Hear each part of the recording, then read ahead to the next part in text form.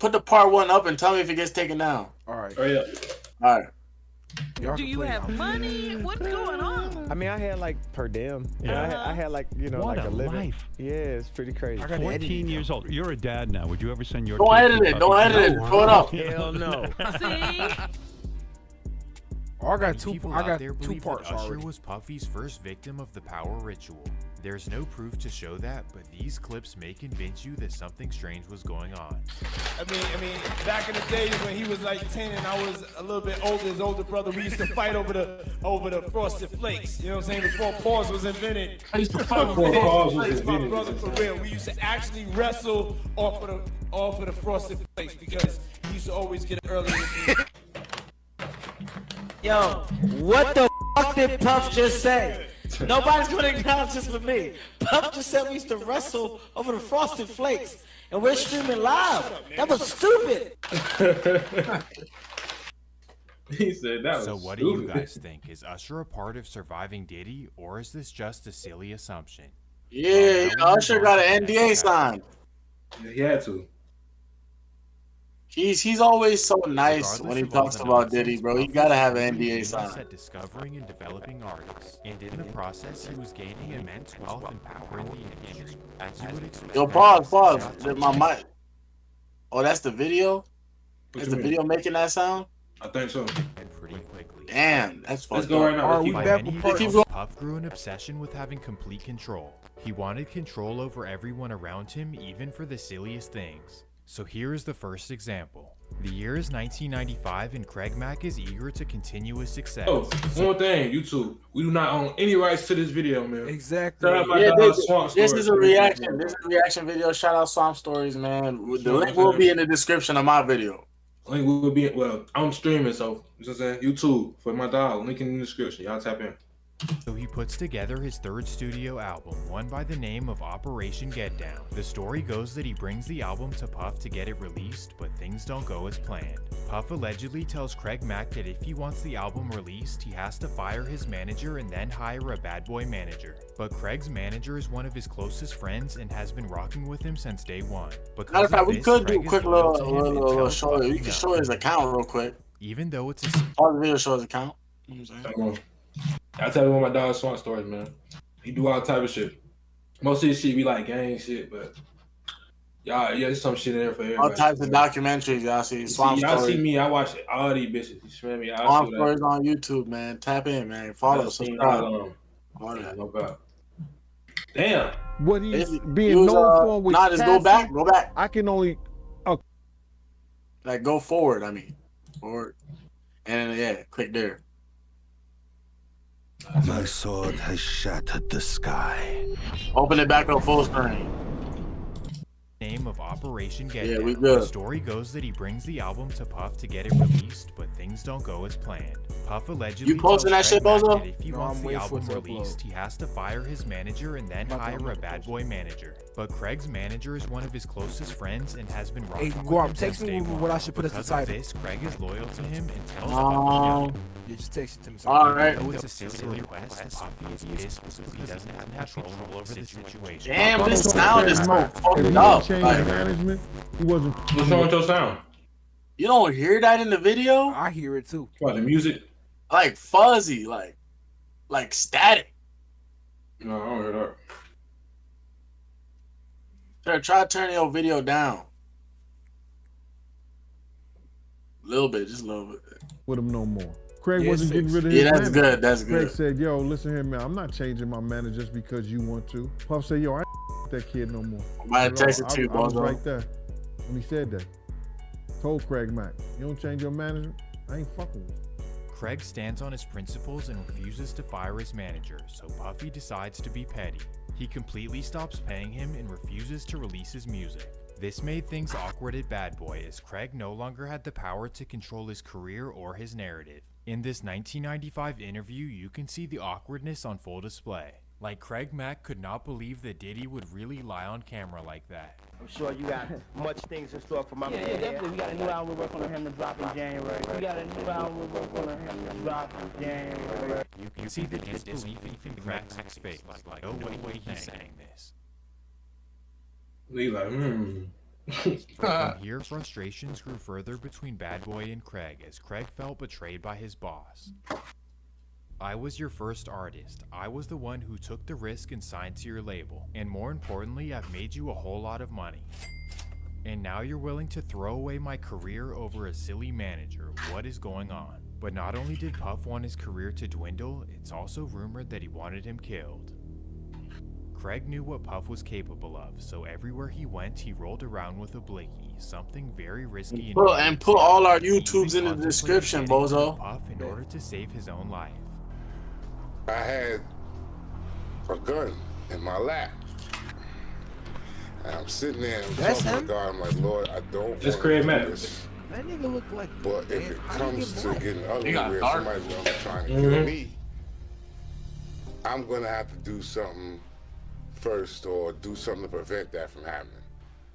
So I was going through spice samples and I found that. He said, "Bitch, I'll shoot Diddy, nigga."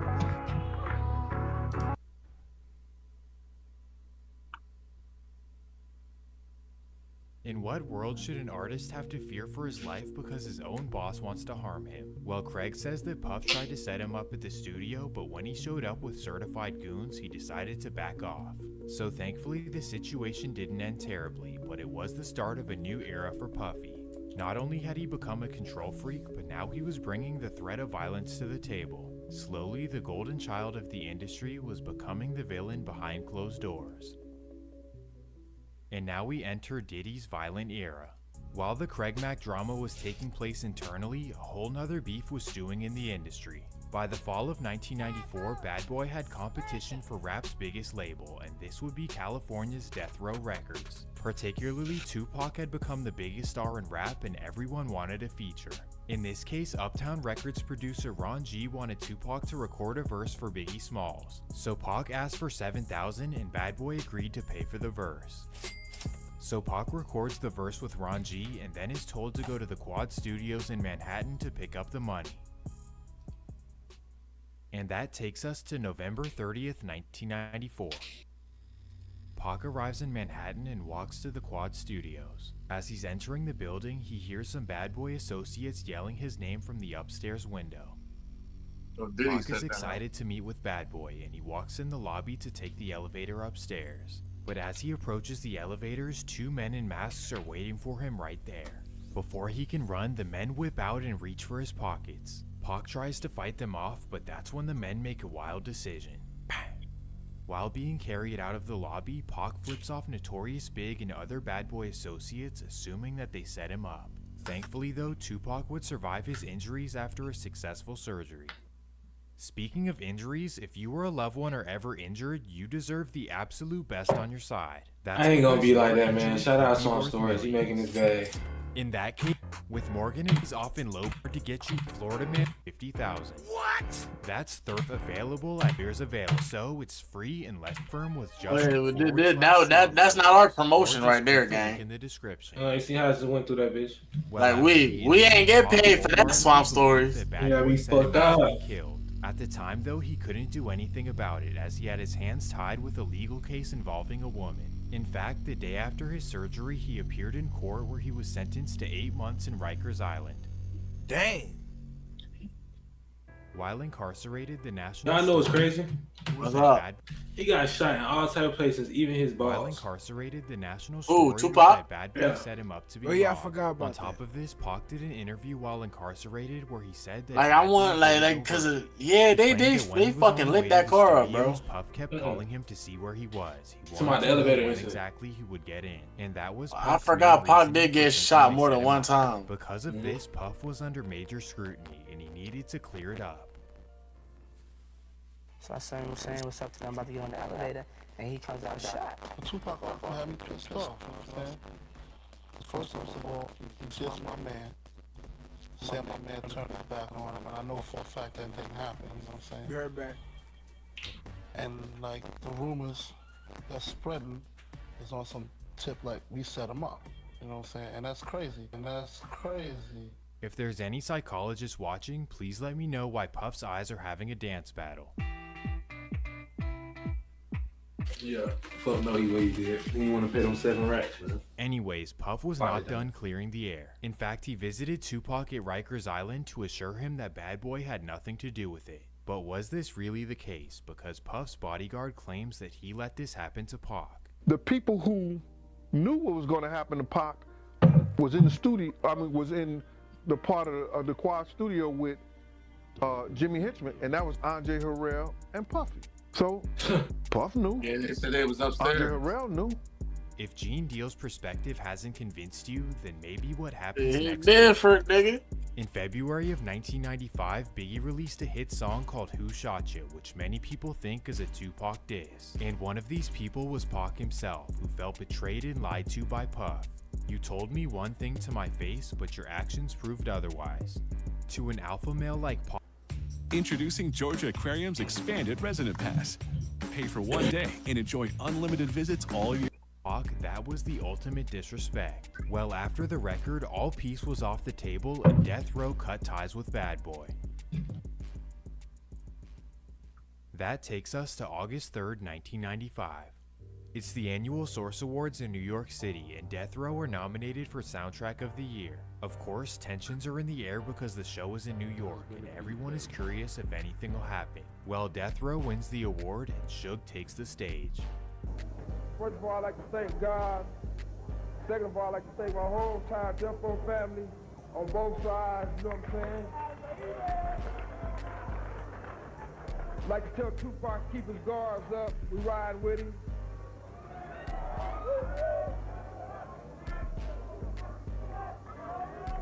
And one other thing I'd like to say, any artist out there want to be an artist and want to stay a star, don't want to have to worry about the executive producer trying to be all in the videos, all in the videos, all on the record, dancing.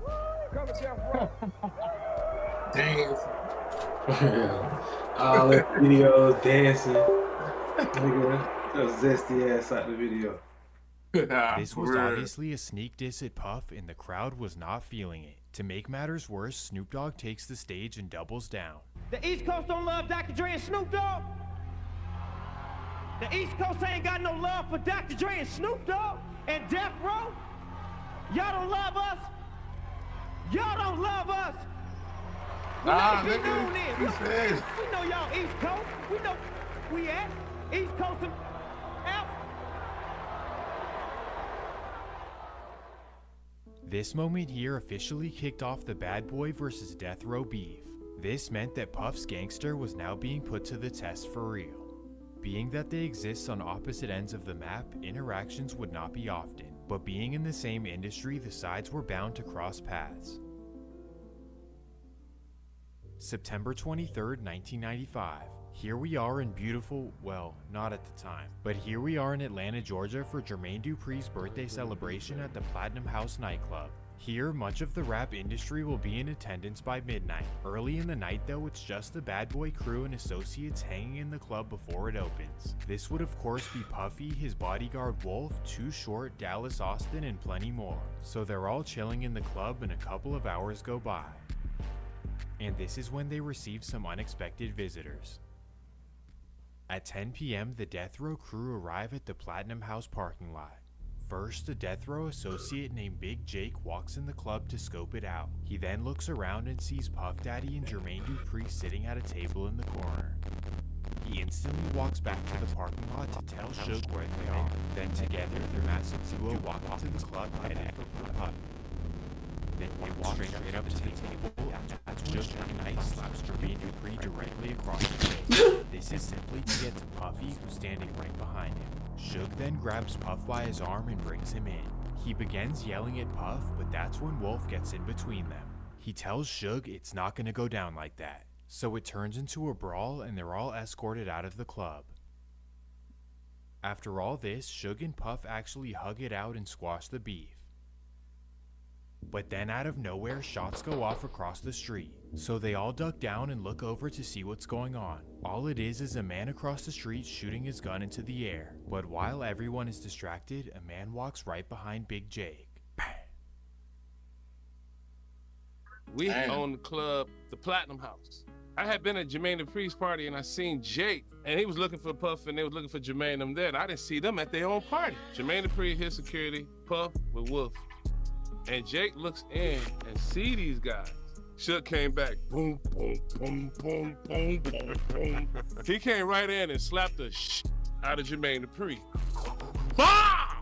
And Puff was standing right there and he snatched Puff with one hand. Shook had him with one hand and was shaking him. Then Wolf reached over and grabbed him. Shit ain't going down like this no more. Standing there, Suge's in front of with Puff. They walk to the limo. All of a sudden, somebody started shooting across the street. And I could see this dude just busting. Pop, pop, pop, pop, pop. They were called the play for the overlay. They started shooting across the street to make everybody look. These niggas playing 5M in real life. Dog. And Jake was about 400 pounds. Big Jake was Suge's best friend and Death Row's security wherever they went. So this loss was devastating to Death Row, but they had no idea who did it. But then a few days later, 3 witnesses reported that Puff's bodyguard Wolf was the assailant. Whoa. Did These Puff's niggas bodyguard playing take 5. out Suge Knight's best friend? Well, about a week later, Wolf was arrested for the incident. So does this mean that Puff ordered the hit of Suge Knight's best friend? Death Row definitely assumes so, but Wolf was able to beat his case about a year later. In the meantime though, the beef was up. With Tupac shot and now Big J killed, Death Row was looking at Puffy like an absolute menace. And coincidentally, not too long after the loss of Big Jake, Tupac was released from Rikers Island. As soon as he got back to LA, he hopped in the studio and recorded Hit 'Em Up. One, if not the most disrespectful song in rap history. He dissed Biggie by saying that he smashed his girl and pretty much obliterated the whole bad boy camp. As you would expect, Puffy was pissed. But at this time he felt invincible, so he decided to do the unthinkable. He decided to schedule a bad boy tour on the West Coast from Seattle down to San Diego. However, he knew that the tour was a risk, so he decided to tap in with his best connection in LA. This would be a man named Keefy D, who he met at a hydraulic shop in Compton. Essentially, in 1994, Puff asked Keefy if he could borrow one of his cars for a video, and they locked in from there. He had called up our hydraulic place and asked to use a lowrider. But Keefy wasn't just a car guy, he was also a high-ranking member of Compton's Southside Crips. So naturally, when Puff announced his tour, he hired Keefy and the Southside Crips to protect him. He had a West Coast tour coming up. But Zipper came pick me up, we rolling up Greenleaf in our neighborhood, and his phone ring, boom, and it was Puff. And he like, you think it's cool to come out here and do concerts? I'm like, why it wouldn't be cool? Just let me know the dates and give me some tickets. We had a Crips there, but I see he was trying to play us against each other.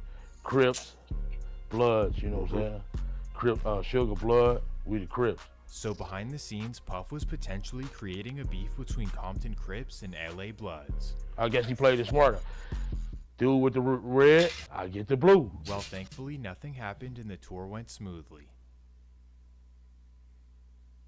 But later that year, they would run into each other at the Soul Train Awards and they would have a standoff backstage. Allegedly, Tupac and Suge pulled up on Puffy. You hear the door go boom, and then you see Tupac with Suge and about 1,000 Crips walking down the middle of the auditorium, just screaming because Big Fix the screen in the volume real quick, so Twin. just imagine Tupac coming. You said what? The screen in the wait. Oh, that's the nigga screen. All right, fix the volume though. Yeah. Walking down Yeah, the good aisle, walking up the steps, and just walking into the back. It wouldn't have been too good if they got hold to them, because they couldn't have handled what they had with them at that time. Like, nah, they were totally outnumbered. Puff felt embarrassed and disrespected, and something needed to be done. So allegedly that next night, he The video's took uploaded, Keefy out to Bozo? dinner on the Sunset Strip. And there, according to Keefy, Puff offered him $1 million to get rid of What the Puff. fuck? Me and Puffy are at this place called Greenblatt's Deli on Sunset, and he tells Keefy D, man, I just need you to take care of this situation with Suge and Tupac. Keefy, he's claiming that Puffy offered him $1 million to kill Suge or Tupac. Both of them. Yeah, both their names came out. Wait, pause the $1 million video. in 1995 is... Wait, so these the dudes that killed Tupac in them? Mm-mm. Oh. Keefy D's the nigga that killed Tupac. Yeah. But not yet. No, just keep watching. It's gonna tell you. All right. But he the nigga that got arrested for it. I know he locked up for it, bro. Yeah, he did it. But god damn, y'all spoiling this shit, man. Oh, my Everybody. Sorry, equivalent to chat. over 2 million today. And to a Compton Crip who's probably broke, this is life-changing money. If this is actually true, then Puff is a cold man. Because there's no way in the world that any gang member would ever turn this down. And We're a community of over 22,000 doctors. We practiced at all. God. Puffy knew this. It was only a matter of time. September 7th, 1996. It's a big day in Las Vegas as Mike Tyson is set to fight at the MGM Grand. Of course, for the big fight, all of the celebrities are in town, including Tupac. Well, it's the afternoon and everyone is having fun before the event. Particularly Tupac and Suge Knight are walking through the casino lobby. That's when they're approached by a man who's being disrespectful. This will be a young man named Orlando Anderson, the first cousin of Keefy D and fellow Southside Crip. Well, the story goes that he disrespects Pac, and Pac socks him in front of everyone. Orlando is furious, so he goes and gives a statement to police. Then he meets 6ix9ine. up with Keefy D and tells him about what happened at the casino. So Keefy and Orlando sit in the hotel room thinking about what they can do. Kill him. Then they get a call from a very important factor. This would be a New York plug and associate of Puffy by the name of Eric Von Zip. Zip allegedly calls them and says to meet in his rental car. Keefy and Orlando hop in and he hands them a Glock 40. They then hop out and Zip takes off. Keefy and Orlando then hop in their own car. 11 p.m. The Tyson fight empties out and Tupac hops in Suge's BMW 7 Series. Suge then pulls off and stops at a red light on Las Vegas Boulevard. Coincidentally, Orlando and Keefy happen to be reaching the same red light. They hear some girls yelling Tupac's name and approaching the BMW. That's when they pull alongside the car. From there, Orlando rolls his window down. You said like 2 hours, yo? The incident shocked the world and shifted How long we every got left? attention away from the Mike Tyson victory. The world's biggest rapper we is halfway now in there. critical condition and not expected to survive. 5 days later, on September 13th, Tupac was pronounced dead at the hospital. Damn. Everyone wanted to know who did this, but no witnesses ever came forward. Well, here is where things get juicy. Damn, that was corny. Right after the news broke, Keefy D recalls getting a call from Puffy. He claims that Puff asked him, "Was that us?" and promised him the $1 million reward. You said that Puffy called and said, "Was that us?" Because Puffy called too, right? Yeah, him and Biggie's wife. What's her name? Big Faith. Heaven? Yeah. So tell me about that. Them 2 calls and everything. He just asked, "Was that us?" Who said that? Puff did. Now it's time for Puff to pay up. He allegedly sends a $1 million check to Zip and tells him to wire it to Keefy. Zip had a check in his right back pocket, and that check was for $1 million. And that check was for $1 million. Now, all that needs to happen is for Zip to deliver it to Keefy, and his life is changed forever. Chat, But this is did crazy, you guys chat. think that that would actually happen? So the FBI told you that Zip kept that money as well. They said Zip's a dirty. Everybody cross you. You guys never got any money Never. for anything. Nothing. Not even a pair of Sean John drawers. Man, what was Puff thinking? It's almost like he orchestrated this. But he never gave the money to him. But thank God he never gave him the money, right? Think about it. If he gave the money, Puffy will be in prison now, money for hire. You know, Eric Von Zip keeping the money kind of shielded everyone from the situation in its own So he's a twisted savior. type of way. According to the FBI, because Zip didn't give the money to Keefy, Puffy dodged prison. But Damn. here's my question. Yeah, Is yeah. Puff really I ain't gonna lie, responsible for Puffy what smart as a happened to bitch, though. Tupac? Mhm. Yes, he did offer the $1 million, but it was Tupac no jumping dummy, Orlando man. Anderson that really caused the situation, right? too. Well, Keefy disagrees, as he thinks that Puff is to blame. If I wouldn't have never met him, I wouldn't have never been involved in this shit. You know what I'm saying? Right. Yeah, man. So you feel like Puffy, he's the reason for your empire and Suge empire going down because of the whole situation with Tupac. No, He the nigga. only one Pause still the going. video, man. This nigga here, he trying to find somebody to blame. That Keefy D nigga is the reason he is the reason he's in fucking jail his damn self, nigga. Yeah, now he the reason he did all these fucking interviews. Stupid. All, You just told if you really kill Tupac, why the fuck you coming up here doing all why these? is you doing interviews? Now you in prison for the murder of Tupac. You talking about was that us? Was that us? Nigga, what the fuck you mean? I'm not nigga? gonna lie. They said back in the day that the feds already know Ben knew who killed Tupac. Like they had him basically. You know how y'all say the NDA shit? That's something like what Keefy D had with the feds way back in the day. They Ben knew they killed Tupac. Trust me. He had a signed document with they told him if he gave up what he did, that he would die jail time and he had to give up somebody. I think it was his nephew or some shit. I could be wrong. But he had an NDA with the feds. He was basically for a return of something to tell them what they did. He was not allowed to talk about it and he won't go to jail. 30 years later, I guess he thought, because social media coming out and you see all these rappers doing it, ARAB and etc. He thought, well, shit, I've been had the feds in pocket. They know I did the shit. Ain't like they gonna charge me if I go talk about it. You got an NDA signed. You know what I'm saying? Not knowing you forgot 30 years ago you signed that you're not gonna talk about it before social media. The NDAs hit different, bro. For real. So they came and got his dumb ass. Stupid, crazy, man. Keefy D, you a dumb bitch. If you ever see this shit, ever catch when you're a dumb bitch. Dumb stupid, nigga. You're dumb, nigga. Dumb bitch, boy. You got away with a famous murder, my nigga. Come on. I'm done. He pitted us against each other, it seemed like.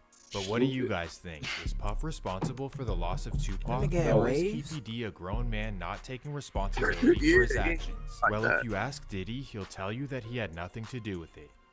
Now, it was this documentary that claimed, which we know wasn't true. Yeah, check this out. We don't talk about things that are nonsense. We don't even entertain nonsense, my brother. So we not even going to go there with all due respect. But you harass. You never believed. Look at your yeah, glasses. thank you. You got GTA police officer glasses Regardless of what you believe, it seems that Puff was becoming the boogeyman of the rap. With Big Jake and now Pac gone, Puff felt like nobody could mess with him. His violent ways were just started, and that takes us to the next. Yeah, your sound is fucking up, man. After Yeah, the passing of Tupac, about volume life fixed. like nothing had happened. But for whatever reason, his bad boy artists were not so secure in their ways. Like muted, unmuted. Yeah, pause it, fix it. Were very cautious of their whereabouts and made sure It's to good now, avoid it's good. California at all costs. Eventually, though, they would have to go back to Cali. And that takes us to the Soul Train Awards of 1997. The awards are held in Los Angeles, and because of this, the bad boy artists do not want to go. In particular, Mace thinks it's too risky, and Biggie decides to not go at all. He happens to have a broken femur, and he tells Puff that he's in too much pain to fly back and forth. He also mentions that going to LA is not the best idea, which is really the real reason. But Puff tells him that he'll be safe and nothing will happen. And according to the bad boy president, scary, Kurt Burrows, he kept convincing him relentlessly. We could not go. But Biggie did have an inconvenience. He had a car accident. I think it was in Brooklyn, maybe downtown Brooklyn. He had a broken femur at that time, and he was recovering from that. Big-sized person, could not really sit comfortably in a plane, not even first class, with a cast on. It was uncomfortable. He was talked into going to the LA portion of the trip.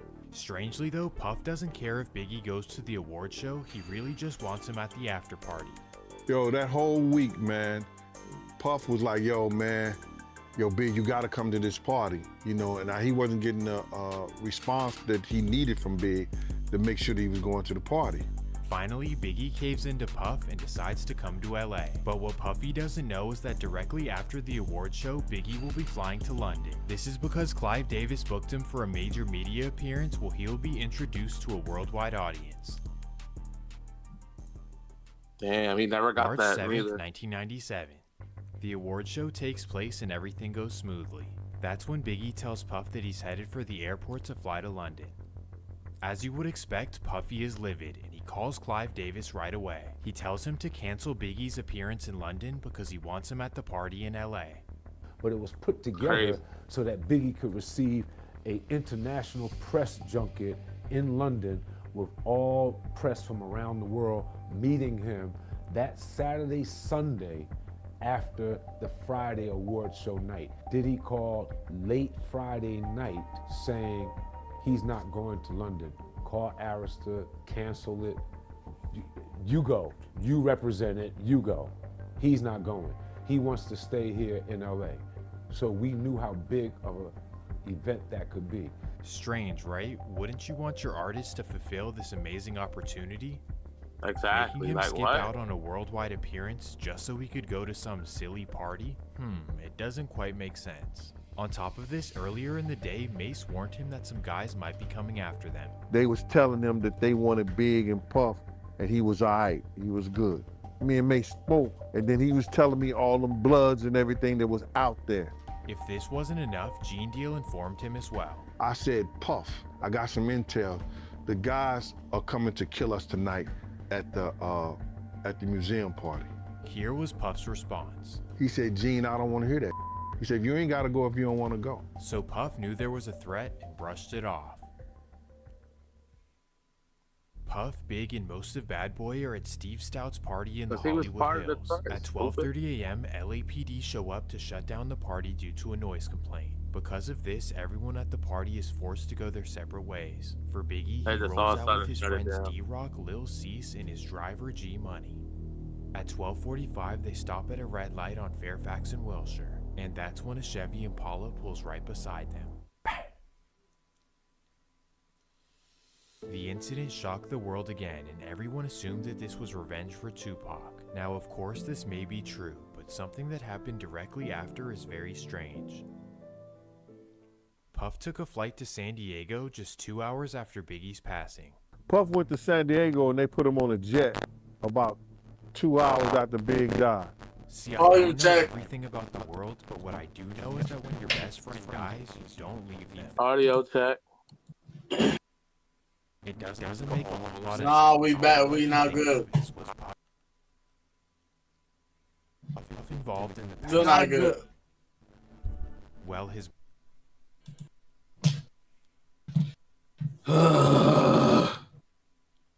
Fuck is happening, man? bodyguard Gene We Deal good. seems to think so. You got to look at what people do, man. You know Pac just got killed. It ain't no kind of business Big was doing. Big couldn't even walk. He couldn't run. Puff ain't want none of that beef. So what I'm gonna do is, y'all want the sheep? I'm gonna put him out the pasture. Catch him if you can. If you the wolf, if you got that wolf in you, catch him if you can. Why in the hell you would put your man in a situation? There's plenty of places Big could have been. Why the West Coast? Did Puff sacrifice Biggie in order to stop the beef on the West Coast? You guys tell me. There's no way that Puff would do this to his closest friend and main artist, right? I mean, after his passing, he even released songs to commemorate him. Not to mention that he spoke highly of him in interviews as well. And as far as my theory, it would be inadequate for me to speculate. I would just be like everybody else to speculate on who did this or why it was done. I mean, one thing I do know is that it was evil. It was ignorant, and it hurts. You know what I'm saying? Nigga, stop What has it lying. been like emotionally for you? I mean, it's a tragedy. seeing a close friend like that going down. Gangster, that nigga. How does he know how to lie with a straight face like this? Nigga look like he's sad, but he lying. I mean, That's evil, bro. That's what evil people do. When it wasn't Nigga got supposed a to be like straight face. If Let's that was talk me, I about would have that. been laughing. Tupac's They would have record knew I was 6 lying. months ago kind of showed how vulnerable rappers artists are. They would have knew I was Biggie and lying. Paul feel that his life That's why was I in can't danger. kill. That's why I can't kill nobody, man. I'm gonna get caught. He never told me, I can only speak, he never told me he felt that his life was in danger.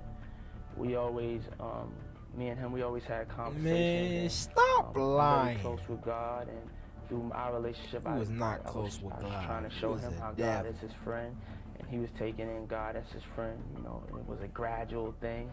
After seeing this interview, are you guys convinced that Puff had nothing to do with it? No. Who knows, but wow is all I have to say. But I'm not the only one who feels uneasy. In fact, Bad Boy's second biggest artist felt sick to his stomach. In the height of his rap career, Mace decided to leave Bad Boy and to become a pastor. His relationship with Puff had fallen apart and they've been arguing over money ever since. So with Biggie and Mace gone, Bad Boy was falling apart at the helm. But leave it up to the genius of Diddy, he would quickly replace their talent. In 1998, Puffy would discover an East Flatbush rapper by the name of Shine Poe. Shine was brought to him by DJ Clark Kent and he was so impressed that he signed him to a major deal on the spot.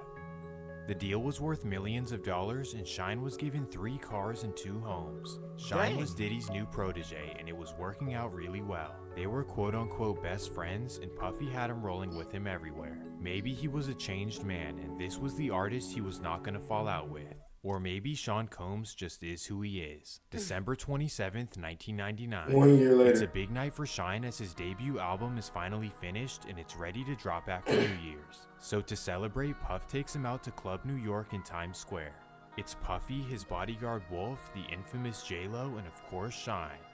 As they're strolling through the club, Puff accidentally bumps into a man named Matthew Allen, also known as Scar. This is bad because Scar happens to be a notorious street dude from Brooklyn. Well, he instantly turns around after being bumped and sees who it is. He then decides to make a scene and starts yelling at Puff in front of everyone. Then, according to witnesses, he threatens Puff and even threatens Shine as well. He then does the unthinkable. He grabs for his waistband and all hell breaks loose.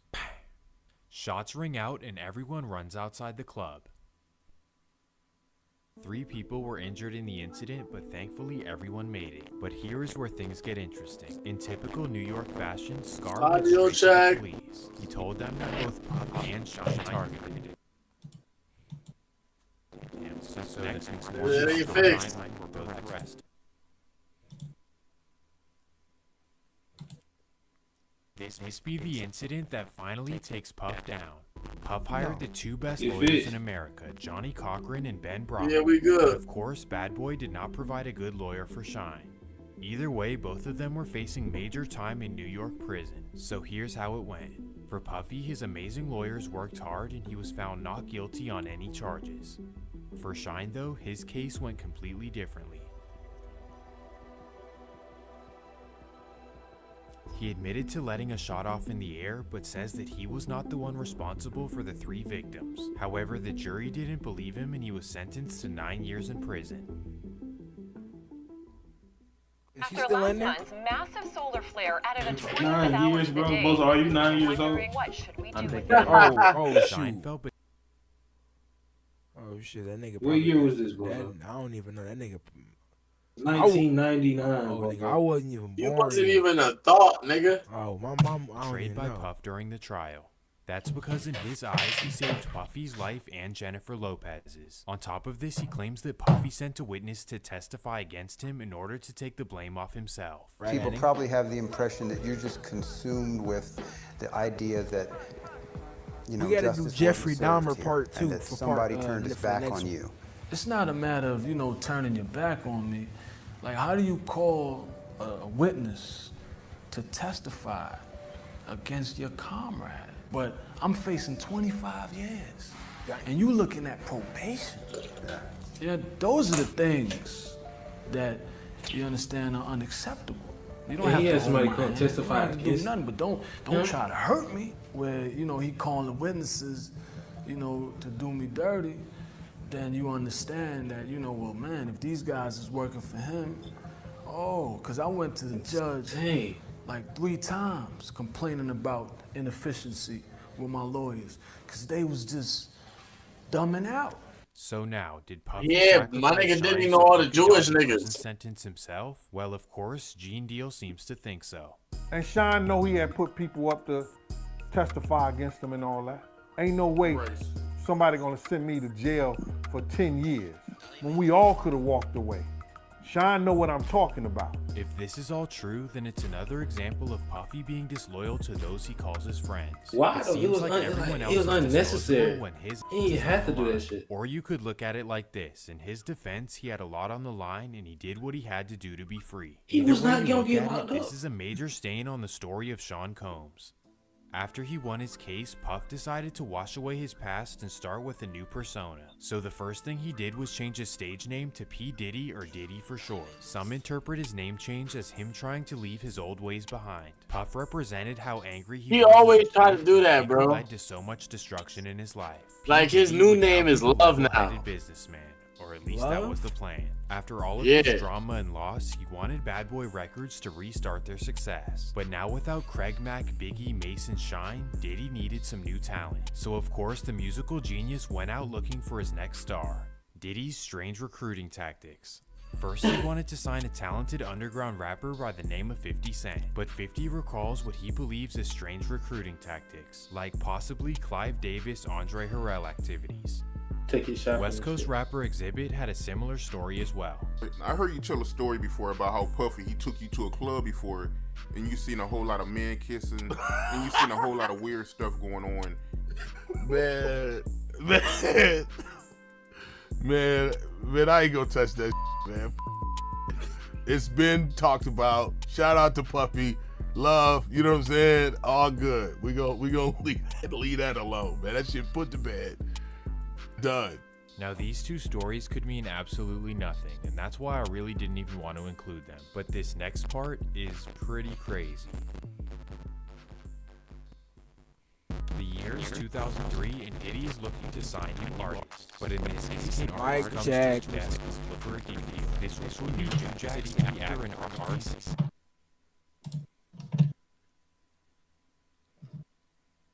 singer Christopher Williams. Mike Long check. story short, Christopher got a deal from Mike check. Mike What check. happened is the real story. According to Jaguar Wright, the old It's good, rituals it's good. came back They're around. good. She claims Yeah, that yeah, Diddy's yeah. lawyer walked into his office and witnessed Christopher Williams Jesus, giving we him almost favors. over with that bit. I think it was like 03. There was a young woman. She's a lawyer, or at least she was. She used to be an entertainment lawyer. I hope I won't be putting her in danger. While she was working at Bad Boy, because she was one of the lead counsels for Bad Boy Entertainment, she witnessed something. She witnessed something that was disturbing to her. But what was really disturbing to her was the conversation that she had with Diddy after. See, Christopher Williams, I don't know, I guess he wanted to sign. I don't know what happened. But Puff was supposed to be giving him a demo deal, and he gave him a demo deal, and I guess it was supposed to turn into an album deal, which that never happened. But this young woman walked in to get approval on some paperwork. See? And when she walked in, the door wasn't locked, so she didn't think twice about just walking in. And when she walked in, she saw Christopher Williams on Puff. And I just don't know, he was like, it's power, see? Of course, this is all rumors Oh, and speculation. So we'll man. leave it at that and move on to the next You generation. gay of Bad Boy. bastard. The next generation. Getting rich from a nigga and called it power. He said it's power, you see? To be the end. No, he said it's Generation would policy. be led by Southern rappers Young Jock and 8 Ball and MJG, Ew. both of which would go gold instantly, and the genius of Diddy was on display once again. And finally, with these two, there was no rupture between Diddy and his artists. However, just because things went smoothly with them does not mean that was the case with everyone else. So now we focus on another facet of his life. We enter the chapter of relationship abuse and drama of Diddy. So here is where things get really dark and scary. How did he get a girl? It all began in 1994 Nigga, when he's Diddy got in a rich. relationship Oh, you with right, you Kim right. Porter. When they first met, Kim was married to a singer named I'll Be Sure I'll and Be his Sure. young son named Quincy. Well, Damn, once the they- relationship with I'll Be Sure fell apart, Kim got together with Diddy and they had children of their own. Diddy also adopted her son Quincy, and everything looked like peaches and cream from the outside looking Quincy in. looked But just like his internally, dad. The relationship Yeah, was don't he? on and off for years Yeah. and rocky to say the least. In fact, the people around them say that Diddy was manipulative, controlling, and abusive towards Kim. Apparently, the relationship was terrible, but they stayed together for the sake of the kids. However, enough was enough, and the couple officially went their separate ways in the early 2000s. In any bad relationship, separating is always the healthiest thing to do. Diddy moved on to new relationships, and so did Kim. Kind of. During their separation, Diddy's controlling instincts could not hold back. As we now know, when something is out of his control, he absolutely freaks out. Even though he moved on to other women, he could not handle Kim seeing other men. And this is when the Diddy relationship mania truly starts. According to Bad Boy artist Mark Curry, Diddy began tapping her phone to know who she was talking to and where she was. Anytime a man would go out his way to wiretap someone's phone or put taps in their homes just to monitor their conversation, that's a sign of insanity. He know everything she doing. As Diddy allegedly overheard all of her conversations, he was bound to hear something that he didn't like. That day would come, and it would definitely not be pretty. While listening to her conversations, he overheard her flirting with a man named Shakir Stewart. For those who are unfamiliar, Shakir was a respected lawyer turned record label executive, and at this particular time, he was the head of A&R for LA Reid's LaFace Records. Well, when Diddy overheard his relations with Kim, he allegedly went ballistic. According to lawsuits, Diddy was so mad that he tracked them down and even assaulted them. First, he targeted Shakir Stewart himself. That made him so mad at Shakir Stewart when he went to LA Reid party, hit him with the chair. This is bad, but not even the worst part.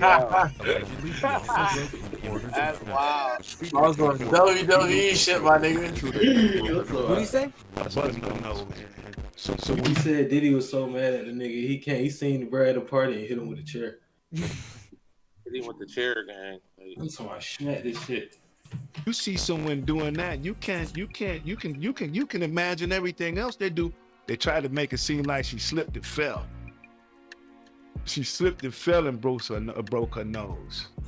Nah, the truth was she slipped and fell and landed on his fist.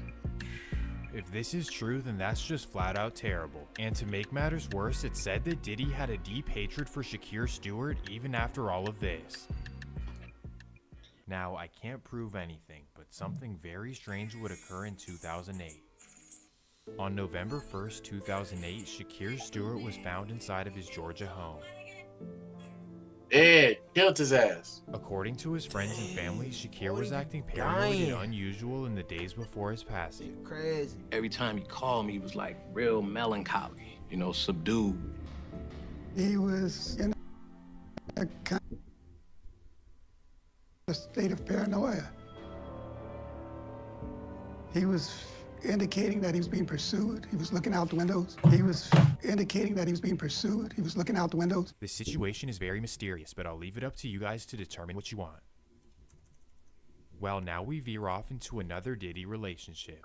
In 2005, Diddy found his next bad boy protege. This would be a singer out of New Jersey by the name of Cassie Ventura. Diddy's genius revealed itself once again as Cassie was a success right off the bat. In 2006, she released hit songs Me and You and Long Way to Go and instantly became a household name. But Diddy saw more in her than just music. In fact, he really wanted to date her. So in 2007, a 38-year-old Diddy and a 20-year-old Cassie entered a relationship. How old you was in 2007, bro? 2007, how old? That was 17 years ago, bro. I was 13.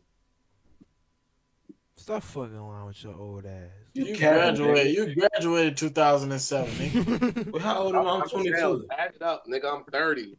2007 was 17 years ago. I'm finna turn 23. He right. He's right. Oh yeah, Rob. No. Oh yeah. Yeah, I'm finna turn 23. He right. Shit. The sweethearts of the industry. In front of the cameras, everything looked glamorous. You gotta understand though, nigga. I was 13 in he was like a meatball. 2014. 5 years later, you look like a meatball. Is crazy. He's my bro, like. But behind closed doors, things were worse than you can imagine.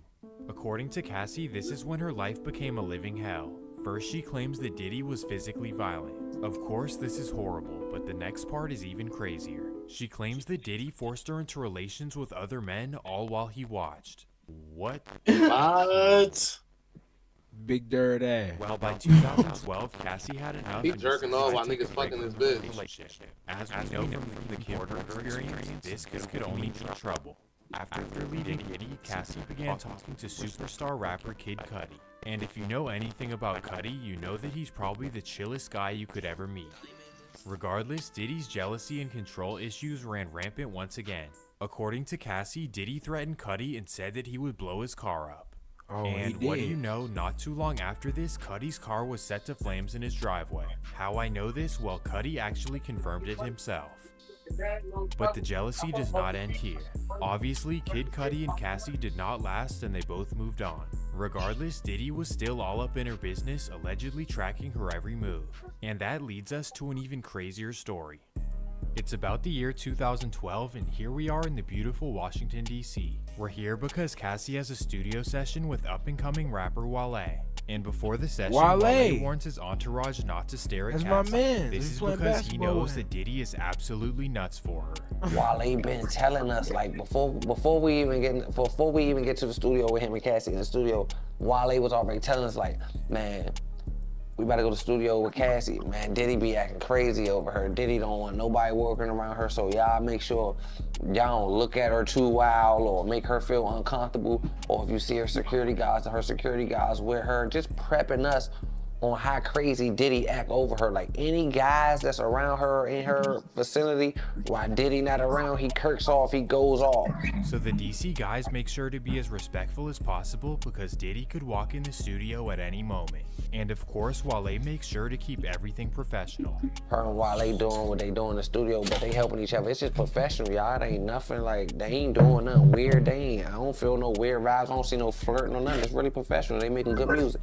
But here's the thing, Diddy does not want anyone with Cassie in the studio. Instead, he wants them to email their verses. I guess they wasn't supposed to be there doing it in person together. They were supposed to send it or whatever, but they was trying to keep and do it in person together because they ain't thinking Diddy gonna pop up in here like, Diddy probably somewhere living his natural born life. At least that's what they thought. Cassie's under the impression that Diddy doesn't know where she is, but we know Diddy, better. wow, crazy over them girls, like super duper stalking, like he be having private investigators following him, no niggas can't go around him, he very controlling. I swear to God. So as you would expect, Diddy crashes the studio session. But he came in with aggression, they moving, and then I looked, it was like a glance once he got a little bit past me, I was like, man, that's Diddy. Allegedly, Diddy heads straight for Wale and chases him around the studio. And once they get a hold of him, they hold him over the balcony. The balcony in the studio, like an out balcony, you can see over the back. I swear to God, my grandmother, they got Wale over top of his feet. They got him off his feet, hanging off the balcony. Like, he hanging off the balcony, they dangling him by his feet. It just let it happen though. Yeah, next level insanity. Aunt Glizzy is brave for putting this out there, but I'm sure there's tons of other stories that have never gotten the publicity. Also, let me mention that Wale has never confirmed this story. Well, according to Cassie, these sort of occurrences lasted for years after this incident, and she was finally able to break up with Diddy in October of 2018. At 1-800-CONTACTS, we're here for Mike, who knows bikes a lot better than he does contacts. Well, rest easy, Mike. Our award-winning customer service teams are ready to lend you a hand. Or two. Just call, go online, or download the app. Man, that boy was like, crazy. I was like 5 years old. I know This is when the madness ended for her, but this was not the case for everyone else. Just a month after the Cassie breakup, tragic news would come to the Combs family. Bozo, he On might November take 15th, 2018, Kim Porter was found in her Los Angeles home. Damn, so he broke up. He broke up with his bitch that he fought with, and then he killed his ex bitch. Oh, Kim Porter? Oh no, she The got news was killed. shocking as Kim was such No, a he beautiful, killed her. wealthy He person. killed her, bro. Trust me, he killed her, bro. So yeah, 100%. So why y'all think that? My And nigga, it was people speculating back in the day. you gotta understand. Look what he did to Cassie. Cassie, Just he like Cassie, gave her money to be quiet. Kim wasn't having the money. Like, she wasn't having that. Like, she was one of them bitches. Like, yo, we break up. Like, I'm gonna go fuck niggas, live my sexy red hot girl life, and I might tell your secrets in the end. So he was like, okay, I'm gonna just let you forget about it. I'm gonna let it die down, and then I'm gonna kill your ass later. So even his kids argued with him that he killed it. he got what? Why do you think all his kids rich as hell? He be giving his kids all his money, bro, just to be like, yo, shut up about your mom, bro. She dead. But look, like he was with Cassie. Cassie was like, all right, now nigga, it's over, nigga. I know you love me and shit, but now it's over, nigga. It's done. So like he's like, all right, cool. I can't have you no more. I'm gonna go kill my ex bitch now. I got time. So yeah. Then he gonna rot in hell. Yeah, he's crazy, bro. He's a crazy nigga, bro. He too much money. I got time. Everyone was. Yeah, he's like, I got time now, bro. We broke up. I got time. For months after the incident. On January 25th, it was officially announced that pneumonia was the cause, but it usually doesn't take that long to figure it out. And here is where the controversy begins. Rumors state that Kim was in the process of writing a tell-all book about Diddy and her relationship. Kim Porter was working on a book before she died. But wait, this doesn't make any sense. She died of natural causes, so what does a book have anything to do with it? Well, Jaguar seems to believe that this is a lie and that they covered up the true story. Kim died from pneumonia, but there's the first Dude, that was cap. coroner's report that said it was ruled a homicide and they found toxins in her body to prove that she had been poisoned. He had to kill her. Poison that create heart attack. Damn, audio check. Damn, Now these are some serious claims, so now let's do some investigation. Better. Yeah, it should be alright. Firstly, the claims that it was initially ruled a homicide have not been proven. However, the fact that it took months to get a ruling is very unordinary. And because of this, a celebrity coroner named Ed Winter was asked to investigate. Ed Winter? What did Ed Winter find? Well, he didn't find anything, but not for the reasons you'd think. Ed would sadly pass away of a heart attack not too Oh long my ago. God, now the nigga killed the cop. And as you'd imagine, Kim Porter's Now case the has nigga not been killed the open police since. that was What do you guys investigating. think? Is Diddy powerful enough to take out Kim and Ed Winter? Yeah, Make yeah. of all that what you Hell want. yeah, Now money we move on make to what another money. mysterious What look case. what money will make a On May bitch 7th, do. 2020, Andre Harrell was found in his Hollywood. Oh house. my God, now another nigga that can tell his stories The dead. passing was ruled as natural causes as a result of heart failure. That's Now good. again, why would this be mysterious? Well, Jaguar has her suspicions. Andre was writing a book right before he died. Okay, so she thinks it's another book, but she also thinks that Diddy always had it in for him. You know, you had it in for Andre because Andre used to make you. I don't know. What do you guys think about this one? Is Diddy responsible for Andre Harrell? Yes. Now guess what? Indeed. The mysterious cases do not end here. Now we focus on the legendary singer I'll Be Sure. Oh Apparently, my Al God. was working on a documentary of Uptown Records and his own life. Well, one day while he was at work, Killed he him. mysteriously collapsed. He fell into a coma. Well, he had a catastrophic medical emergency, but he is back.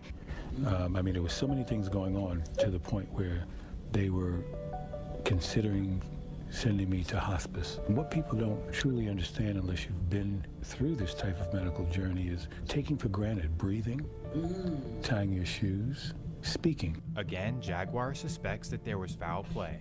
And Al B. Sure was working on the documentary of his life. And then he goes into a coma. I don't know about this one, but again, what do you guys think? Why? Feel free to help your people grow with Bamboo HR. Wow, people are bullish on you. Sign up for a free trial now. Derek, why'd you take your pants off? My balls was hot. I understand. My name is balls Derek was Lewis, hot. and I have the It is interesting though, through all That the nigga Tanner look situations, it seems stuck. like Diddy is the only one to always make it Bird, work. From Pac to Biggie to Shine to Kim Porter to Andre Harrell and to I'll Be Sure. Could all of this be a coincidence or is it a case of surviving Diddy? You guys tell me which ones you believe. Firstly, is Diddy responsible for the loss of Tupac? Secondly, is it possible that he sacrificed Biggie? Yes. Thirdly, Yes. did he betray Shine and kick him to the curb when things got sticky? Yes. And for the rest of the list, is it because they had information that he didn't want to Yes. know? The survivors and the late of Uptown This Records, bitch they is were all dead. writing Once Diddy tell-all get back on his feet, this bitch is over. This bitch is through. And she believes that the monster was created when Diddy was allegedly victimized. Yeah, I think what he was a Andre victim did to that started you- victimizing other people. It could have stopped with him. But you like the power too much. So Mhm. all you did was emulate what Andre Harrell did to you. Yeah, gangster. See, you were a victim, and then you became a victimizer. Damn, And this that's what like you real chose. Carter. After all these years, will Diddy ever pay the price for the things that he allegedly did? Well, probably not, because he is smarter Oh, than just about to anyone say he ever probably not. encounters. Like, I will say this, Diddy is a legitimate genius. If he took an IQ test, I promise you he'd be at the very top. Good, Mac. Regardless, I the don't know. Cassie would finally come forward against him on November 17th, 2023. This is when she came forward with a major class action lawsuit accusing him of all kinds of crazy stories. Everyone was shocked, like, whoa, Diddy is cooked. But within just 24 hours, Diddy settled the lawsuit for an undisclosed amount. Many people estimate that the payment was over 8 figures. Diddy will most 8 likely figures, never that's go to 100 jail, million. But not everyone around him would say the same. In particular, after telling everything on YouTube, Keefe D is now a wanted man. It's becoming more apparent that Dwayne Keefe D. locked up Davis now. likely talked himself into his own Sent his ass indictment down to the nearly big 3 house, decades nigga. after the This is murder an of ARAD Tupac move. Shakur. We now know more evidence considered by a Clark County grand jury in returning an indictment against Dwayne Keefe D. And it's crazy Davis. because he didn't even really It kill consists Tupac. mainly of His Davis's nephew own did. words gathered over the past few years from interviews he gave. I got no reason to lie. Wow, wow, wow. You'd think that with all the crime in Vegas, they'd have other things to focus on. But in their defense, Keefe D did make it really this is easy. a All they had to crazy do was man, look boy. on YouTube. But here's the real question. Will Diddy get arrested in the case as well? Given the Fuck fact that no. Keefe did say that Diddy put $1 million on Tupac's head, it's definitely possible. You didn't get However, paid. he You said may you be didn't get saved paid, by so Eric that means Voss's ain't no way. decision to keep the money. Yeah, there ain't no proof for Personally, that. I That's can't why see he him get away. getting arrested, but only time will tell. Well, this might be my favorite video He that ain't I've getting ever arrested made, for that. and That's I hope chalk. you guys feel the same way too. So if you want to see me make another video like this, Yeah, let me know in man. the Shout out to comments which Swamp one you Stories, want man. on Instagram as Swamp well. Story. So thank you, and that's Shout gonna out do to it bro, for that this Swamp episode of Stories, Swamp man. Stories. Shout out Swamp Stories though, bro. Got some shit on there. I be watching folks shit at night too. Yeah, no cap, man. We sat here right the whole video, man. We done with this stream. Hey, everybody say goodbye to the stream, y'all. I know, man. Goodbye, nigga. BLMK, nigga. Yeah, no fucking BLMK.